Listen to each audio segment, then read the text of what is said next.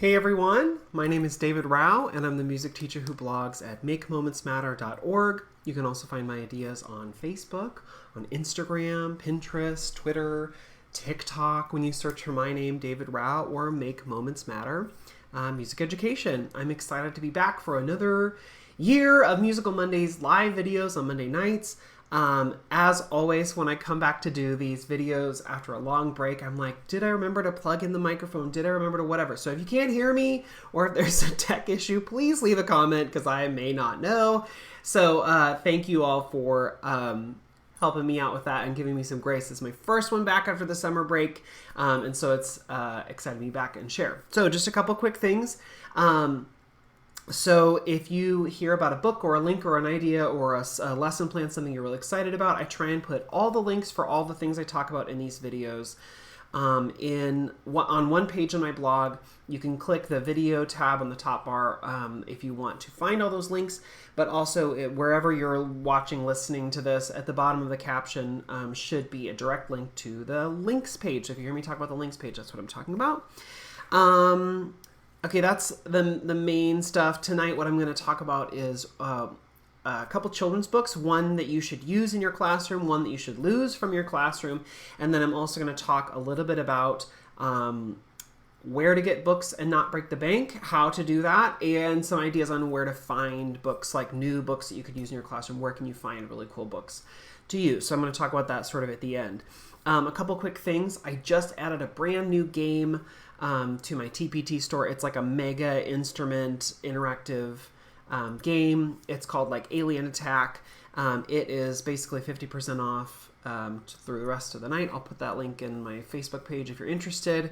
But it's there if you're interested in that. It's a fun game for instrument memory and instrument identification. I tried to make this one trickier and more fun for kids. So go check that out if you want. There's also a completely free demo file if you're interested in that. I'll try and put that on the links page. TPT is doing a sale, a big site-wide sale in the next couple days. I'm doing a gift card giveaway. If you go to my Facebook page right now, you can sign up to try and get a free $10 gift card. What do you have to do? You just tell me your favorite food and why you love it. And I was like, that's I like learning about people's food. So let's put that in there. And then the last thing, upcoming workshops. If you're interested, I'm going to be in Anchorage, Alaska, September 14th through the 16th with the Alaska Orph chapter. So that's not one if like, hey, I think I'll just drive up to that. You sort of have to be close to Anchorage if you're going to want to come to that. But I am doing some things in the continental U.S. closer. So I'll be in Northwest Ohio Orph chapter. That's on October 14th. And then the Michigan Fall Conference for Michigan Music Educators. That's October 21st. There's some other things that are coming up, but those are the big ones. So if you're around, I'd love to connect and share ideas, get to know one another. So those are coming up. Okay. Use it and lose it. So I'm going to start with a book that you should use that maybe you haven't tried before. I'm going to share about the book and then talk about the resources and sort of how it fits into my lesson plans. I am teaching this right now, so it's one that feels very fresh. And then I'll talk about one you should take out of your classroom if you still have it there. And at the end of the video, I'm going to talk about where to get discount books, why you might want to buy them discount books, where to get ideas for books that you might want to use. That's all coming up. Okay, so the book I want to share about tonight is this book called The Grumpy Fairies. If you're watching this on Facebook or YouTube, you can see it is correct. Sorry, Instagram, I still have not figured out a way to flip the image so that words aren't backwards. I don't know. If you know the way, please send me a DM so that I can know how to do that. I don't know how to do that. If you're listening to this as a podcast, imagine that the picture's here. Or if you want to come back and watch the video later, you always can. Anyway, this is called The Grumpy Fairies. It's written by Beth Ann Stevens, and that first name is Bethan, last name Stevens, Stevens. There is a link for this on the links page if you want to just go see an exact copy. And I don't know why, but right now I found it a brand new copy. This brand new copy that I got was $1.70 on Amazon. I don't know why. It is so cheap, but it is, and it is a brand new copy, never been used. Okay, so The Grumpy Fairies. I'll just read a little bit into this. Deep in the depths of the forest, beneath rustling leaves and the winding roots of trees, live the fairies. By the way, I use this with third grade. I'll tell you, I'll preface it in a minute. I expect you think that fairies are good, kind, and sweet. Well, most of them are. These helpful fairies look after the forest, keeping it wild and green and happy, and they love the work they do. But I'm sorry to have to tell you that some fairies, especially the littlest ones, are grumpy.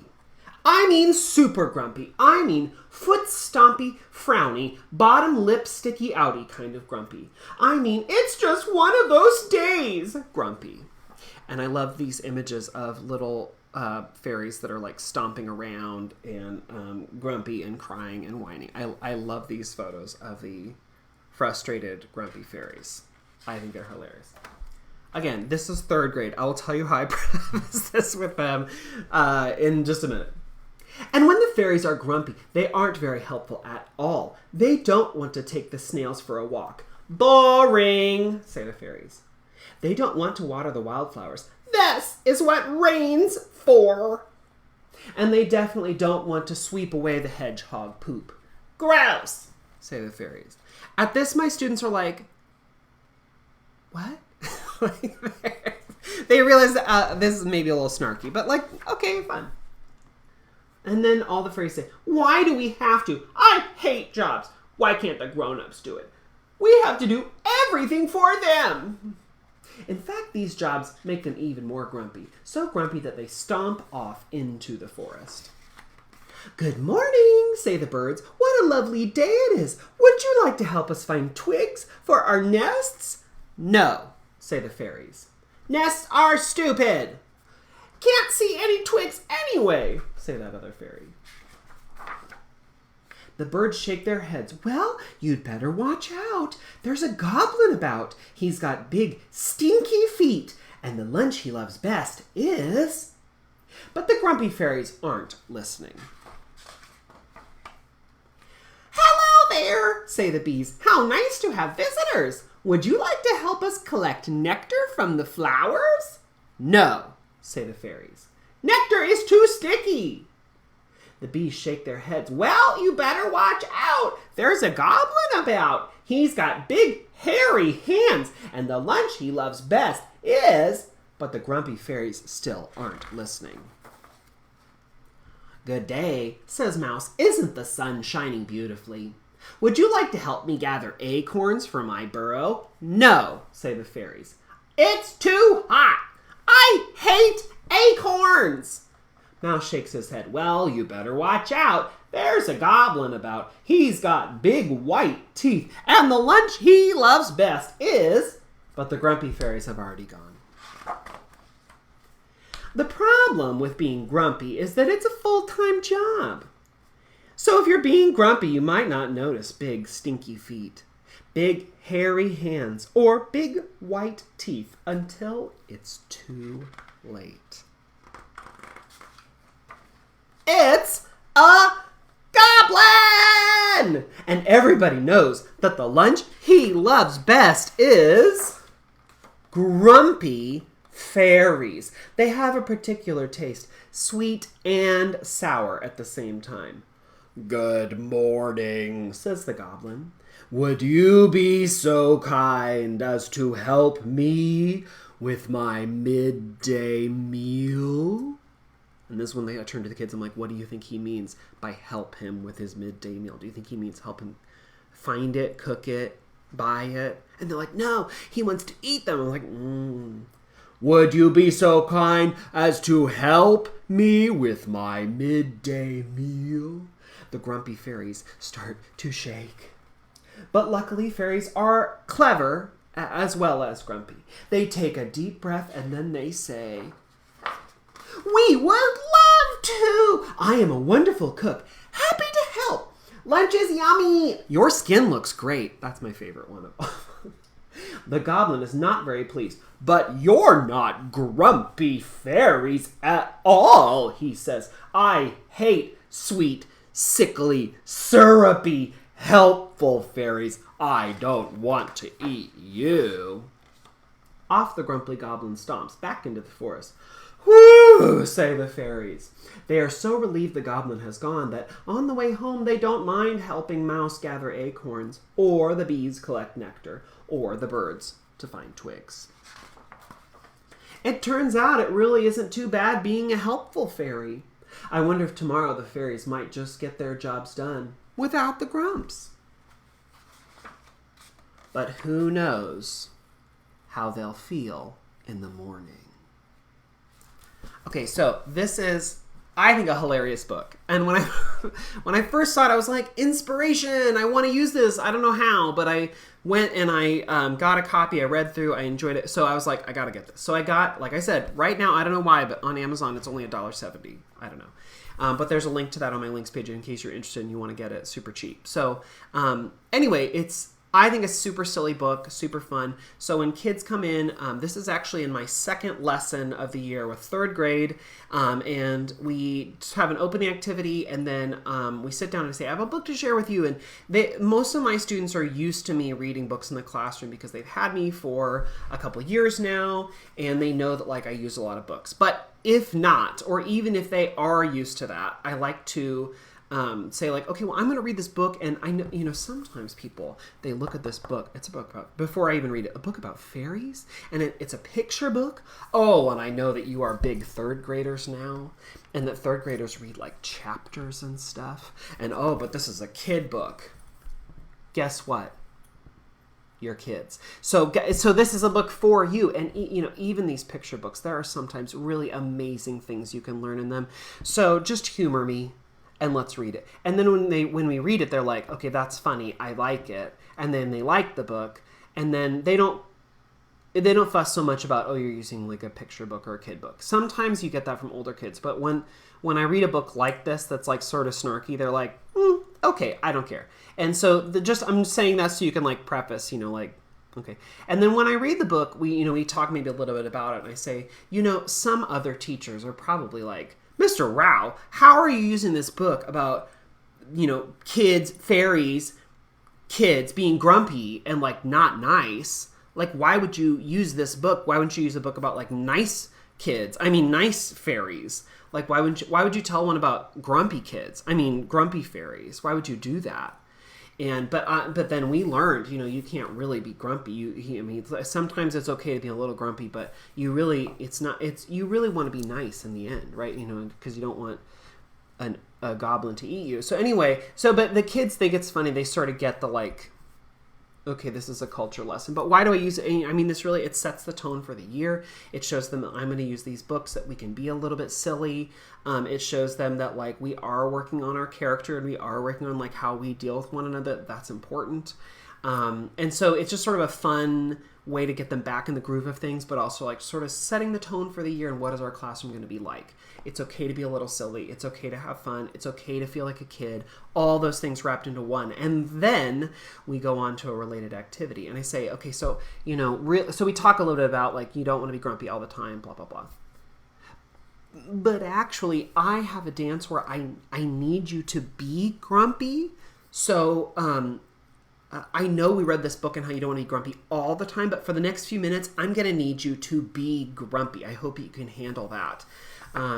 And I hope that won't be too much of a problem. I promise there will be no goblins to eat you in the next 20 minutes. So anyway, so we read that book, and then what that leads to is the really cool dance from this book called Sashay the Donut. If you don't have the New England Dancing Masters books, they are so great. They're so usable. You can pull stuff out of them. It's very easy to teach from because the instructions are very clear. There are sometimes pictures. It's just a great resources to have. This one is a nice one to start with. It's called Sashay the Donut. There are other books. There's one called Chimes of Dunkirk. There's one called Rise, Sally, Rise. There's one called I'm Growing Up. There's one called Listen to the Mockingbird. All really good. But in this book, there's a dance called the Grumpy March. Why do I like using it for third grade? Well, first of all, it's funny because they get to pretend they're grumpy or whatever as they're doing it. It's a long way set dance, which is 2 long lines where you are looking at your partner across an alleyway. The cool thing about this dance is there are some things that they will remember that feel similar to what they've done in second grade. So we've done long way set dances in second grade. The thing that makes this dance tricky is so like, yeah, you're looking at your partner. There's like cross. There's like clap right, clap left, clap with your partner. It's sort of like a patty cake. I'm like, it's the grumpiest patty cake you'll ever do, you know. So we like bring that like we're grumpy along with it. But there's a motion that is very tricky, and it's basically instead of having two long lines, your two long lines morph for a moment into like one huge circle. So like one line will go one way and one will go the other way, and then they have to cross over. So basically it's turning these two separate lines into one huge circle where they have to walk either clockwise or counterclockwise through the set. And that in itself is tricky at first. And then at the end of the dance, there's a part where the top couple has to go all the way to the other end. And then you restart. Well, okay, that's fine, except that then when they're in that super long set, it's sort of tricky for them to make that connection. Let me just make a picture real quick, because I feel like I'm not really explaining it. So let's say, okay, if you know the dance, you're like, yeah, that I get it. Okay, but just in case you don't know this dance and you're gonna go get this Dancing Masters book later, so like either you're in one line or the other line, and then one of the motions is, you know, you go down the line and then you cross over and go around, and so basically it's becoming a circuit where they have to go one way. And so then if the top couple moves down, then it changes who you follow, it changes where you look. It feels sort of tricky. It is not inaccessible for third grade. It is absolutely accessible, but it just feels a little tricky. But the cool thing is it connects with the grumpy feeling. It connects with this idea of grumpiness or whatever. And it's a super fun dance. So super accessible for them to do, easy for them to do, but it carries that grumpy theme. So it's a great start. Let's see. Okay, Corey on Facebook is saying, do you know where to get the books? Yes, I have linked them on the links page. You can't get them on Amazon. They don't really sell on Amazon. You should get them from a local music store or a national chain that is specific for music ed. So West Music, Music is Elementary, Sweet Pipes, all of the like stores that cater to elementary music, they're going to have it, and you should get it there. Sometimes you can buy it on Facebook on those like music teacher buy sell trade websites. Sometimes you can find them. They do come with CDs. You should get the CD. The CD is also worthwhile because sometimes it's a sort of a just general jig, reel, whatever that you would use with a dance, but sometimes it's specific, so it's worth getting the CDs. Great question, Corey. Yeah, not on Amazon. Can't get on Amazon. Buy it from West Music. Buy it from MIE. Buy it from Sweet Pipes. Buy it from Groth Music. Whoever your preferred music seller choice is, buy it from them. Cool. All right, so there's that book. This is the book that you should use and get. What's the publishing year? I have it linked on my links page, but it was published in, I don't know. Doesn't say in the back. Published in 2020. So there may be some in used bookstores, maybe, but it is pretty new. Like I said, don't know why, limited stock, but they're $1.70 on Amazon. Don't know why. Also, Sashay the Donut, or anything else by the New England Dancing Masters, they are all gray books with a picture of kids dancing on the front, and they're like 5 different books. They're all very accessible, totally worth checking out and getting if you're able. Okay, that's the book that you should use. Here's the book that you should lose. And this makes me very, sad and not sad. Okay, I'll explain. So the book that you should get rid of is this book, Do Your Ears Hang Low? Why? Well, the reason you should get rid of it is because the song itself is like super, super problematic. We'll talk about that in a second. The reason I'm not sad about getting rid of the song. Bye, it's out. For reasons that we'll talk about in a second. Why am I sad to get rid of this specific book? Because I have a Basset Hound, and this book is like super Basset Hound forward. But I'm absolutely willing to toss. There are so many great Basset Hound books. So anyway, but whether you have this book or just use that song, Do Your Ears Hang Low, with students, you should not anymore. Here's why. So the original Do Your Ears Hang Low, the one that like many of us have sung or used in camps or where, scouting or in classrooms, it is a sanitized version. The original version with those lyrics is Do Your Male Anatomy Parts Hang Low. Those are the original lyrics, at least as far as scholars can tell. And so that's probably not something that I want to use with kids, because I don't want to have kids be singing "Do Your Anatomical Parts Hang Low." No, I don't. I don't want kids to do. So, but that's where the song originally comes from. "Do Your Ears Hang Low" is a sanitized version that has been sort of changed over the years. Even worse, though, is that "Do Your Ears Hang Low" is based on "Turkey in the Straw," and "Turkey in the Straw" has terrible, horrible, racist origins. I have linked some of the research on the links page in case you're interested.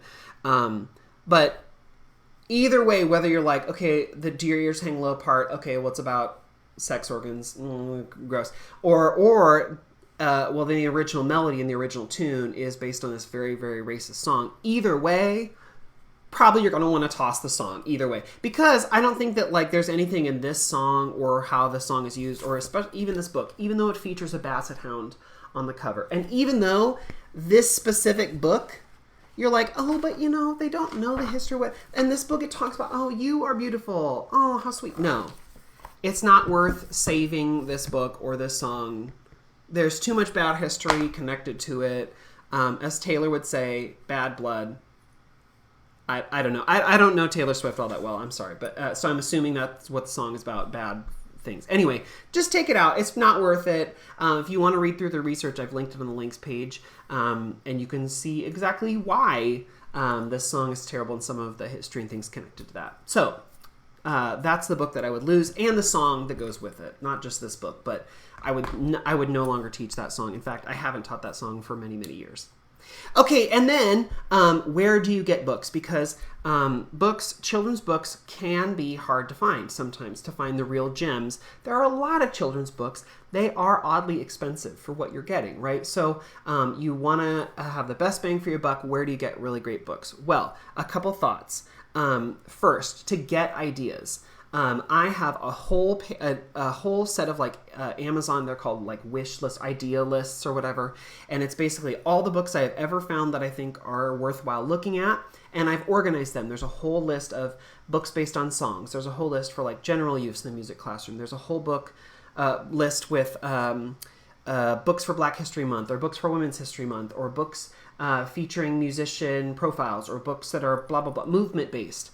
All of them all on ideas lists. You don't have to buy from Amazon. In fact, I would encourage you probably not to buy on Amazon. But all those idea lists are there. And the thing I like about Amazon is that if you go to a book listing, like if you go to the page that talks about that book, it has the book author, the ISBN, the publishing company, all the relevant facts. So if you find a book there that you really like, you can then go to your local library's website and you can use all that information to find the book. If you want, you can take all that information from Amazon and go to a discount book website, or Powell's Books or Half Price Books, or wherever, if you want to go to in-person store and find that book. But you can take that listing on Amazon and you can save it to your own personal wish list. You can send it to a PTA board member, whatever, if they want to buy you books. And so that's one of the things I like. So on Amazon, I have these ideas lists, and you can go through and see all the things that I've already found, and it's sort of like a Pinterest for books that you can go through and find the ones you want and then go find them yourself.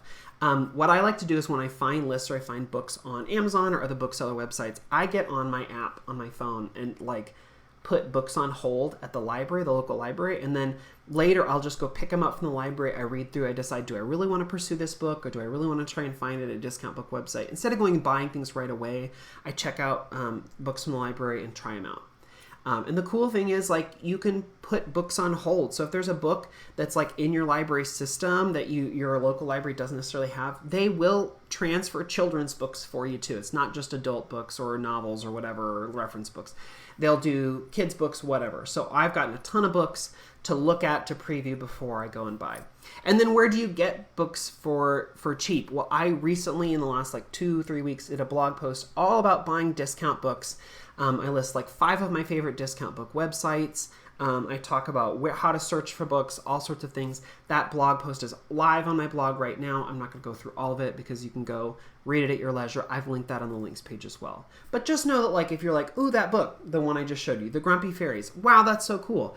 Get it from your local library. Look for it on those discount book websites. You don't have to buy it full price if you don't want.